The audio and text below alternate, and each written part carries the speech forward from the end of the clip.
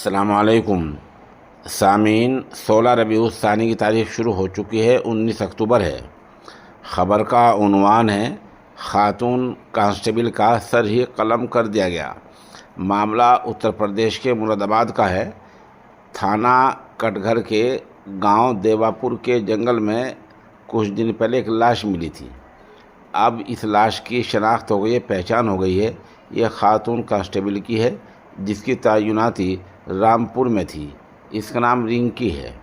وہ گزشتہ ایک ہفتے سے لاپتہ تھی۔ رامپور کے سول لائنس تھانے میں اس کی گمشدگی رپورٹ درج تھی۔ اس معاملے میں پولیس نے خاتون سپاہی کے شوہر سونو کو حراست میں لیا ہے اور اس سے پوچھ تاچھ کی جا رہی ہے۔ وہ بھی رامپور میں ہی تعینات ہے۔ رنکی کی ماں نے، یعنی خاتون کی ماں نے الزام لگایا ہے کہ داماد نے ہی اس کا قتل کیا ہے۔ بہرحال خاتون کانسٹیبل کا قتل ہو گیا تھا اور گردن دھڑ سے بالکل الگ کر رکھی تھی۔ اس حالت میں لاش ملی ہے۔ پولیس پورے معاملے کی مزید جانچ کر رہی ہے۔